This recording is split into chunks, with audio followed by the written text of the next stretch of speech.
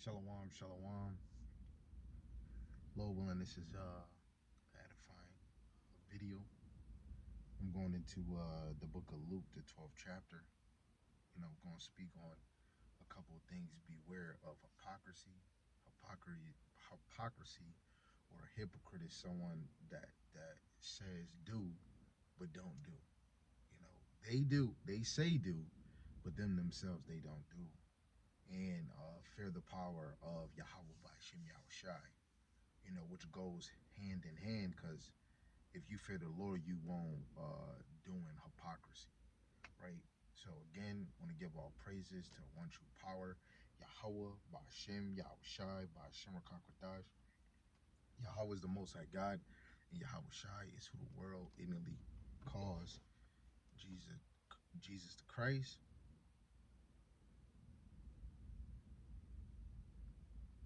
I want to give double honors to the elder apostles, the elder bishops, the elder prophets who were well in the spirit, teaching his word and believing his word. Lord willing, you can continue to endure and be sincere, teaching the Most High's ministry, bringing forth 100% of his doctrine. The mighty shalom to the hopeful elect that are scattered four corners of the earth, teaching his word and believing his word. Lord willing, with the same spirit, you endure and be sincere. Shalom to the Aquatium that are believers of the Most High's truth. Lord willing, you can continue to pursue your lot, which is being a loving and silent and virtuous wife. And Lord willing, the Most High have mercy on our other brothers and sisters that's not in the faith. So this is Luke chapter 12, verse 1 in the KJV.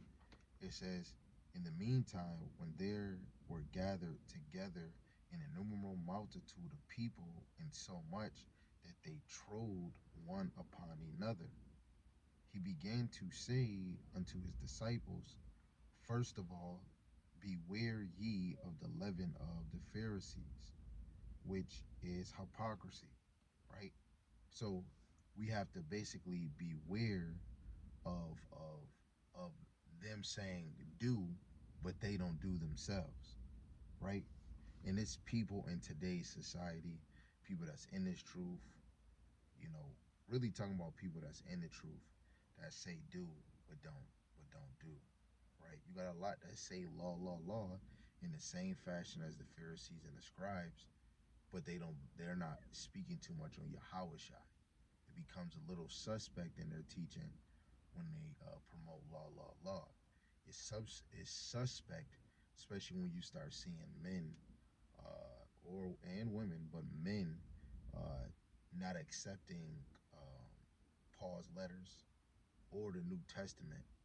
You got some that say, "Oh, all praises to Yahweh," but they don't believe in the New Testament, or they don't believe that Yahawashi is the Son of God. Right?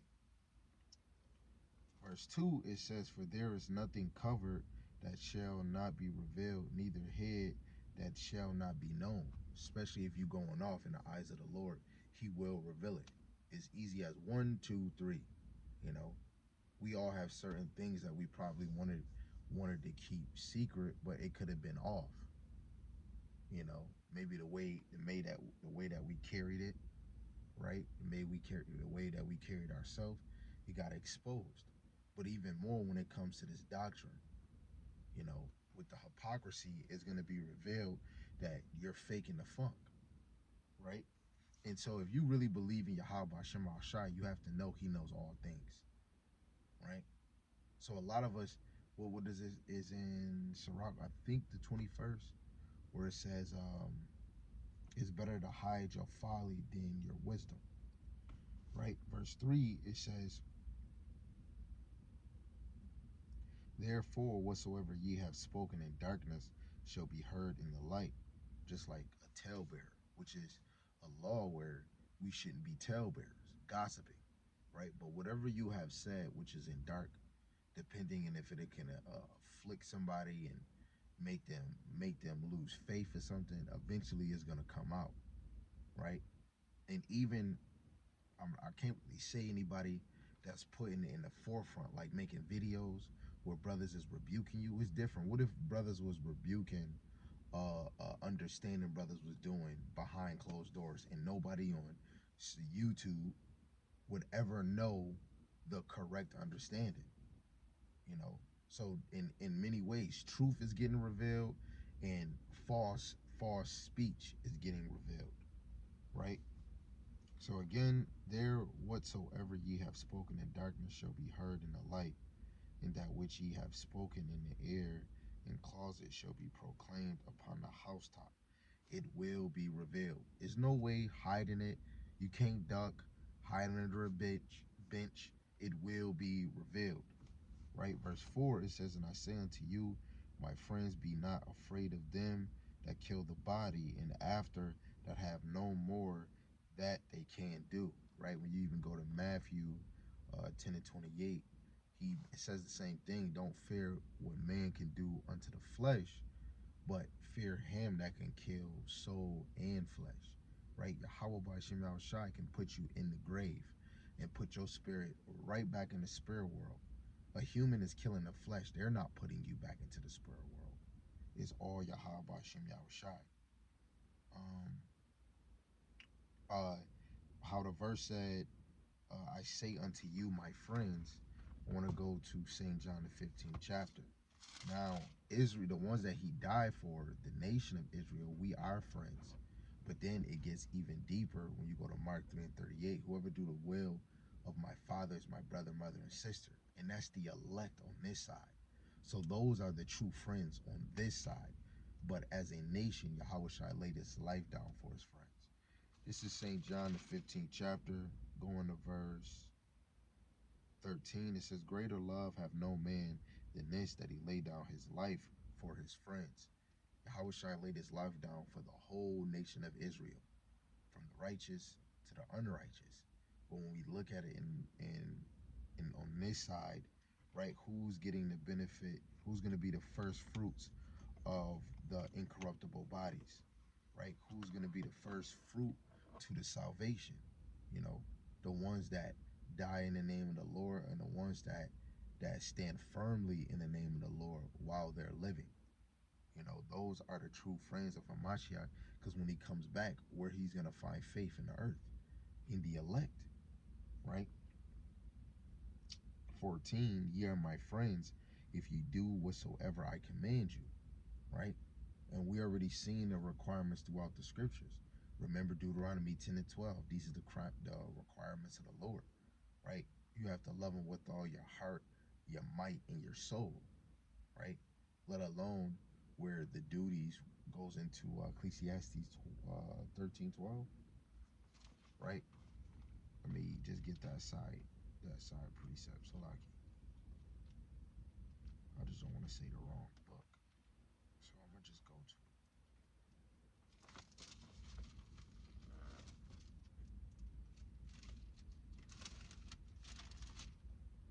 Yes, this is Ecclesiastes 12 and 13. So like, you wanted to make sure. It says, let us hear the conclusion of the whole matter. Fear God and keep his commandments, for this is the whole duty of man. This is your duty, just like at work, I have a duty. It says, for the Most High shall bring every work into judgment, with every secret thing, whether it be good or whether it be bad. So all things is going to get a reward, good and bad. Oh, so lucky. And the rewards look different, right? So again, St. John 15, 14, and ye are my friends if ye do whatsoever I command you. Again, Mark 3 and 35, whoever do the will of my father is my brother, mother, and sister. Right, verse 15, henceforth I call you not servants, for the servant knoweth not what his Lord doeth, but I have called you friends, for all things that I have heard of my Father I have made known unto you. And we got to be thankful in the time that we in now, because now we're growing into the wisdom, knowledge, and understanding. So now we're able to understand um, what Yahawah Yahawashi, what Yahawah bestowed on Yahawashi, right? With Yahawashi, we increase in the Most High's knowledge, right? Going off of a conversation me and the Captain Yamayan had, you know, this, and the elder apostles was just speaking on it. The elder bishops was speaking on it on their Tuesday class, where this thing is not about who's the smartest. This is not about the top guy. right? The 12, the 144,000, those are the top guys.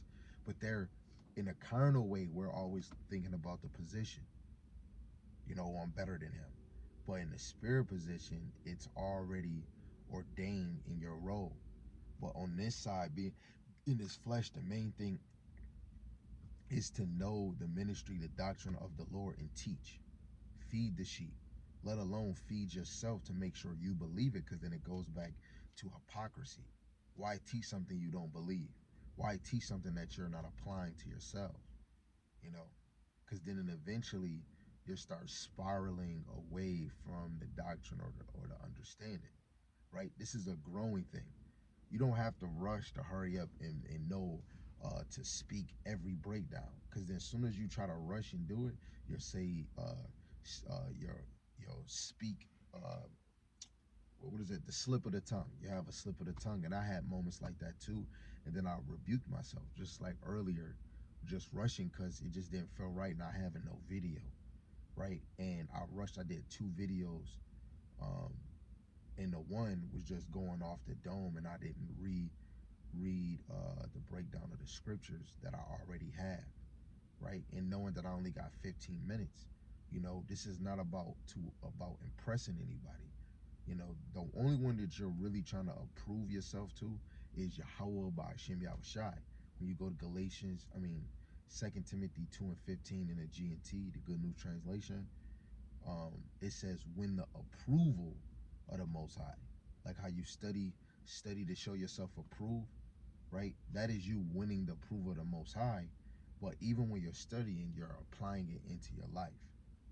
Just like when you're working, you're applying it so that when the next day come, the next day come, the next day come, the next day come, you'll be able to do whatever you were taught on your own, instead of saying, hey, I need help.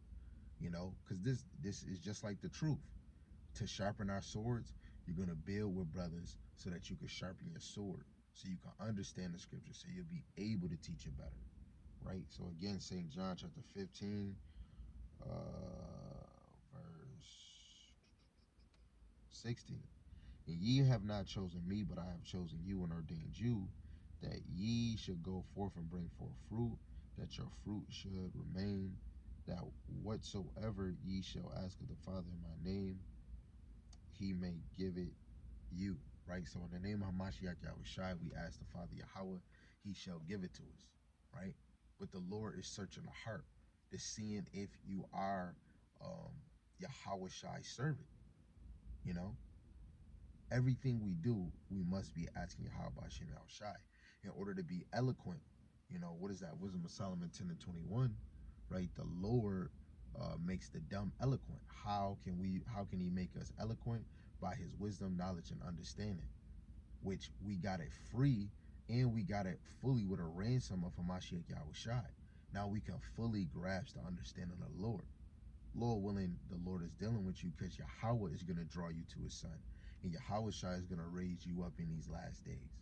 You know, most of us might not be drawn to doing every prophecy. You might be dealing with characteristics for the men and the women, telling people to get in order, right? You might be warning them of terror is about to come. Examine yourself that you in the fact. Everybody has a script, and all of us have a lot, you know. But if your hands is continually doing the work of the Lord, you must know that he's looking at you as a friend, and he chose you. So it's better that we teach what we're going to actually walk into. When you go to Luke the 11th chapter, um, take that back, Luke the 10th chapter, when you look at the first verse, Yahweh Shai sent the 70 disciples 2 by 2 to places he would go. So Yahweh Shai would not put us in a corner. He's gonna put us in the lot that he wants us to do, right? Because serving Yahweh by Shem Shai is a job, to be truthfully honest. Serving Yahweh by Shem Shai is a job, right? So Luke chapter 12, verse 5. It says, But I will forewarn you whom ye shall fear. Fear him which after he have killed have power to cast into hell. Yeah, I say unto you, fear him. Just like how the Lord cast Jonah into hell in the belly of a fish. Just like Saul, he was wicked. He didn't go to a burning place, right? He went into the spirit world and went to sleep with Samuel, him and his sons, right? Hell is a condition, or hell can be the grave. Hell can be in the earth, which is the grave, you know? Hell, which was taught to us in this world, in that Christianity, was a fairy tale, you know? It's either you're going to sleep, that's plainly it, and then in this side, you have, the last death, which is that fire and brimstone, which the 2/3 will be consumed, right? But that's their condition, you know. But after that's done away with, their spirit is going back to Yahawah Wa Yahawashi. Ecclesiastes give you that. Ecclesiastes 12:7. Right? Let's actually get that. You know.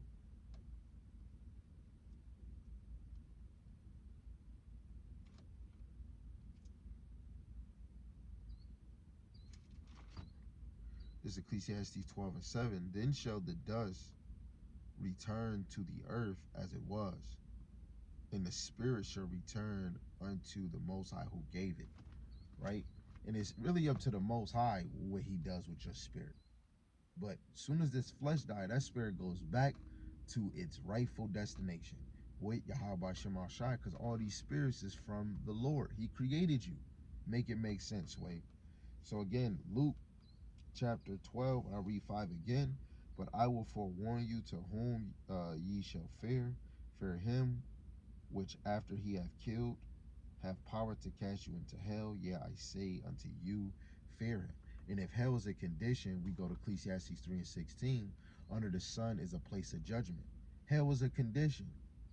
Judgment for Jonah was in that well because he chose not to do what the Lord required him to do, to cry against Nineveh, shake the hand. So he wanted to go his own way. And the Lord, at the end all be all, got swallowed up into a great fish. That's hell. That's a condition. you know. And when you die, just like that one girl that says she's smoking on her baby father, just like this cop that just killed that black woman, she went right into the spirit world, right? And if we was here for another three, fourth generation, between 70 years to 100 years, she would come back to a place of judgment. And guess what? This is hell for the children of Israel. This is our hell on this side, right? Luke chapter 12, verse 6. Are not 5 sparrows sold for 2 farthings, and not one of them is forgotten before God? But even the very hairs of your head are all numbered. Fear not, therefore ye are of more value than many sparrows.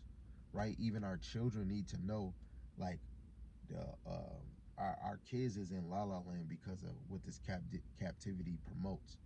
But your children, our children, we all need to know. I haven't seen no human count every strand in hair. That would take a long time, even if you got a haircut. You would have to go under a computer or something to figure out every strand, even the ones that's short. Like, you would have to count every strand. He said he counted every number of strand in your head. Superman, the Tooth Fairy, Santa Claus, all these fake. Nobody did that. But our power counted every number of strand of hair. And he's even telling you you're more important than a sparrow, a bird. How much more important are you to a lion? Hey, how about a bee? A bee is important in this system, you know? To really sit back, the children of Israel is really the government of all, right? We supposed to be ruling the animals. And just like how Adam named the animals, we're the animals supposed to be subject to the power, right? We're connected to Yahawah Shemashai, we are a power. Now, verse 8, it says, also I say unto you, whosoever shall confess me before men, him shall the Son of Man also confess before the angels of God. Right? So how much more? Just saying, like, through faith, if you confessing the Lord to people in truth and in the spirit, and it's 100% truth, how much more if you go out and you just see a fleet of chariots and they're doing something that no plane, no spaceship, Elon Musk satellites can do. That right there would just be a faith booster, because all those other times you wasn't confessing the Lord, you wasn't able to see, or even if you seen, you didn't know. You didn't have a sure clarity. It didn't increase your faith. It didn't make you occupy and go even harder. But how much more, the more you talk about Yahawah Shai, you see 11 fleet of chariots, and you go tell somebody, oh, I haven't seen none. That would just make you feel like, wow, the Lord allowed me to see that. How did he allow you to see it? Because you was confessing him to the world, or to men, to the people of your nation and in the world, and he was confessing that, hey, that's my guy right there. But we don't fully know yet, because I didn't have a face-to-face convo with anybody that's in these chariots. But that's a good feeling. Or another feeling of, like, say if I'm thinking of a lesson or I'm reading something, and then I talk to a brother, he be like, man, I'm reading that just making me feel like, man, that was the Lord. You know how brothers, and I didn't have this experience in life a lot, where brothers was thinking the same precept, thinking of the same chapter, or brothers is meditating on the same lesson. I never had that in like real life, right? Or I could be going through something, and this brother going through the same thing as me, and it failed. Then I'd be like, yo, bro, I ain't gonna lie, I asked the Lord to chastise me. Man, I was asking the Lord to chastise me, man, to increase my faith. And you'd be like, yo, that's the same thing that I said. And those little moments just let you feel like you've been confessing the Lord so much, and you've been asking the Lord to chastise you, to make life, to show you what means more, and you'll see. Because when things happen to you, you just shrug your shoulder and not care. Those are confirmations of the Lord, from from what I perceive out of everything that happened to me in this truth. It just feels to me that I perceive through my faith that that's the Lord dealing with me. The more that I confess, the more that he increase and I decrease, right? I got a few more, and I got to go back to work. Now, verse 9, it says, but he that denieth me before men shall be denied before the angels of God. So how much more if you don't increase in wisdom, knowledge, understanding, or character, your patience, your anger?